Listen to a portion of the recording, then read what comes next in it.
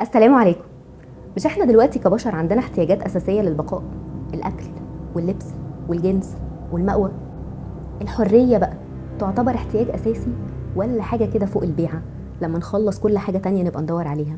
أنا جنة عادل وهي دي السحلة. يا عيني يا ليلي يا ليلي يا ليلي. بتكمل شهرزاد لشهريار ما كان من أمر سيف الملوك، وإزاي لقى نفسه هو ورجالته محاط بالعمالقة، وشاف 2 من مماليكه بيتأزأزوا قدامه زي التشيكن ناجتس. أمام هذا المنظر البشع سيف الملوك يا حرام ابتدى يبكي، والمثقف اللي جواه ما استحملش فوقف يقول شعر: رماني الدهر بالأرزاق حتى فؤادي في غشاء من نبالي، فصرت إذا أصابتني سهام تكسرت النصال على النصال.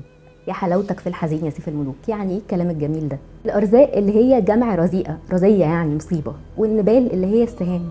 عايز يقول يعني ان الدهر رماه بكل البلاوي الممكنة، فلو رماه بحاجة كمان هتتكسر على السهام اللي راشقة في قلبه اوريدي. يا دنيا هاتي كمان هاتي، اوريدي بروكن. ملك العمالقة سمع الكلمتين دول قال الله، العصافير بتتكلم؟ يا سلام سلم، ده انا اول مرة اشوف عصافير بتتكلم والله. لا يبقوا دول مش للاكل بقى، لمهم يحطوهم في قفاص وعلقوهم عندي في القصر للزينة، هم يغنوا وانا اتونس بيهم. وهكذا يجد الامير نفسه هو ومماليكه محطوطين في قفاص وبيعاملوا معاملة العصافير. والخدم بتوع ملك العمالقة كل يوم يحطوا له الاكل والشرب، وسوري يعني ينضفوا له القفص، وهو ومماليكه قاعدين شوية يتكلموا وشوية يعيطوا وشوية يضحكوا وشوية يقولوا شعر، وملك العمالقة يسمعهم ويقول يا سلام، سبحانك يا رب. وتمر الأيام طويلة وكئيبة وخالية من المعنى، لحد ما في يوم بتسمع بنت ملك العمالقة بالعصافير اللي أبوها اصطادها من الغابة دي. هي كانت متجوزة وعايشة في جزيرة تانية من جزر الهند، فبعتت له مرسال: بقول لك يا والدي ما تبعت لي جوزين كده يرفهوا عني. وهكذا بيتشحن سيف الملوك ومعاه شوية من مماليكه على الجزيرة اللي ساكنة فيها بنت ملك العمالقة. في القصر بتشوف الأميرة سيف الملوك ومماليكه وهم قاعدين شوية يتكلموا وشوية يبكوا وشوية ينشدوا الشعر، فبتفتكرهم بيغنوا. لا يستحقوا الضجة فعلا، واللي هو بجد ليه كل ما نقول الناس تقول الله، على رأي فؤاد حداد. المهم بتمر الأيام تاني، ويشاء السميع العليم إن الأميرة تقع في حب سيف الملوك وتحاول تمارس معاه البغبغان. حد يقول لي يا جنش، مش هي المفروض عملاقة بنت عملاق؟ يعني مش هينفع. يعني هو اللي ينفع ان هو يسافر في بلاد الله علشان صورة واحدة من اميرات الجن بيدور عليها كان شافها في عباية؟ خلاص الكومن سنس نقح هنا يعني، عدوها يا جماعة. المهم تفضل الاميرة تشاغل فيه ما بيتشغلش، تدلع فيه ما بيتدلعش، تجيبها له على بلاطة فيكسر البلاطة على دماغها. يا بنت الناس انا منفعكيش، انا قلبي ضايع مني لاهلي، بايني نسيت واحدة اهلي. ينفع احبك من غير قلبي؟ واللي هو ايه الافوره دي يا سيف؟ ينفع عادي على فكره يا ستي، وانا بقولك ما ينفعش. بالله عليكي انا راجل غريب واسير وبحب واحده تانية، وحبها اوريدي مشحططني في بلاد الله زي ما انت شايفه، حلي عني بقى. فالاميره بتقفش وبتحكم عليه هو ومماليكه ينزلوا يشتغلوا حطابين في الغابات بتاعتها، يلموا لها الخشب والميه ويجيبوها لحد المطبخ بتاع القصر. بيفضل سيف الملوك ورجالته على الحال ده 5 سنين، كل ما يطلب من الاميره تعتقهم لوجه الله ولا حتى تخفف عنهم الشغل تعرض عليه نفسها، وكل ما هو يرفض تقفش اكتر. لحد ما في يوم من الايام بيطلع سيف الملوك ورجالته على البحر في بريك كده يعني من الشغل، وبيقعد يندب ويولول على سوء حظه، الى ان يقول لهم بس يا جماعه انا عندي فكره عبقريه، يلا بينا نهرب من هنا. ماشي يا معلم، احنا مش ضدك، بس احنا هنهرب من هنا فين؟ احنا على جزيره كلها غيلان. قال لهم اسمعوني بس، احنا المفروض طيور الاميره، محدش بيجي ناحيتنا، بيسيبونا نروح الغابات لوحدنا ونرجع لوحدنا. ايه رايكم نبدا نحوش من الشجر اللي احنا بنقطع منه ده ونعمل قارب ونمشي بيه في البحر واحنا ونصيبنا؟ انا بس عايزكم تطوعوني وتشيلوا لي شويه خشب على جنب. بيوافق المماليك على خطه سيف الملوك، وبتعدي عليهم الشهور وهم بالنهار حطابين بيلموا الخشب، وبالليل مراكبيه بيصنعوا المركب اللي هيهربوا فيها، الى ان تكتمل المركب فيلموا كل الثمار اللي يقدروا عليها وينزلوا بالمركب البحر.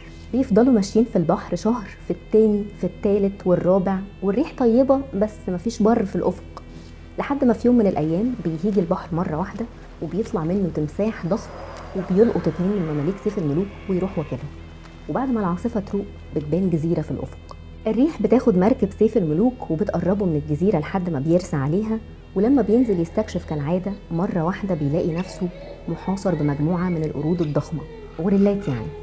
بس يبدو ان القرود دي ذكيه وفاهمه، لانها حوطته كده وشاورت له ان هو يمشي معاها بالتي هي احسن.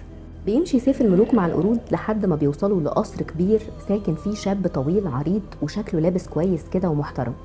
بيرحب الشاب بسيف الملوك وبيأمر القرود انهم يحضروا لهم الغداء، وبيتفاجئ سيف الملوك بالقرود رايحين يفرشوا السفره وينزلوا الاطباق زي ما يكونوا فاهمين هو بيقول ايه.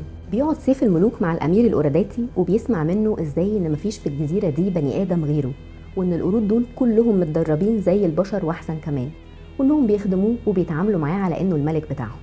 بعد كده بيسألوا الأوراداتي أنت إيه حكايتك بقى بالظبط، إيه اللي حدفك علينا؟ فبيحكي له سيف الملوك حكاية رحلته العجيبة بحثا عن بديعة الجمال. الأمير بيقول له استنى، هو أنت الأمير المصري؟ أنت مش كنت مسافر الصين باين؟ أنا كنت في مصر وقت ما أنت بتسافر. قال له أيوه، ما أنا رحت الصين، قالوا لي سافر الهند واسأل، وأنا طول الرحلة دي بحاول أوصل للهند عشان أعرف نروح بابل إزاي. الأمير الأوراداتي بيقول له بقول لك إيه، ما تسيبك من موضوع بديعة الملوك والهم ده وخليك قاعد معايا هنا مونسني، وبعد ما أموت تبقى أنت ملك على الجزيرة بدالي. سيف الملوك شكره وقال له والله أنا لو كان ليا في الملك كنت حكمت بلدي، أنا مش هرتاح ولا يهدالي بال غير لما ألاقي بديعة الجمال. بيحترم الأمير رغبة سيف الملوك وبيجهز له مركب كبيرة وبيبعت معاه 100 قرد يخدموه لحد ما يوصل الهند. بتسوق القرود سفينة سيف الملوك لحد ما بيودعوه عند آخر جزيرة يعرفوها، وهناك بينزل وبيقضي شهور من التشرد في بلاد الله، لحد ما أخيرا بيلمح حاجة زي ما تكون جبل أسود عالي كده. بيقرب منه بيلاقيه قصر عملاق عمره ما شاف زيه قبل كده، بس مفيش لا حرس ولا خدم ولا في حتى صريخ ابن يومين. بيدخل سيف الملوك القصر، بيفتح الباب يلاقي دهليز، ينزل الدهليز يلاقي باب، يفتح الباب يلاقي دهليز، بيتوه جوه شويه لحد ما اخيرا بيلاقي جناح فخم على بابه ستاره رقيقه. بيفتح الستاره ويدخل الجناح بيلاقي فتاه شديده الجمال قاعده على سرير من الذهب مفروش بالحرير، وقدامها ترابيزه عليها 40 صنف من اصناف الطعام والشراب.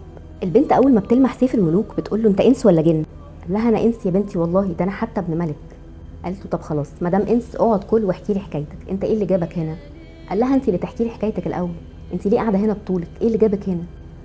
قالت له بقى انا يا ابني اسمي دولة خاتون، ابويا ملك الهند اسمه تاج الملوك، كان عنده بستان في مدينه سرنديب مفيش زيه بساتين تانية.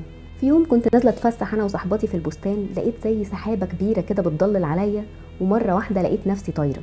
بعد كده السحابه حطت بيا على القصر ده واتحولت لعفريت من الجن.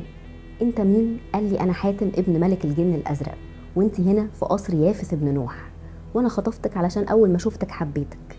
بالمناسبه القصر ده على مسافه 120 سنه من قصر ابوكي، فانسي خالص انك ترجعي لاهلك، وانا هخليكي عايشه هنا معززه مكرمه، كل اللي نفسك فيه هجيبهولك. ومن ساعتها بقى يجيلي كل يوم 3 يجيب لي الاكل والشرب ولوازمي، ويقعد معايا نقادل شويه ويسيبني ويمشي. انت بقى ايه حكايتك، ايه اللي جابك هنا؟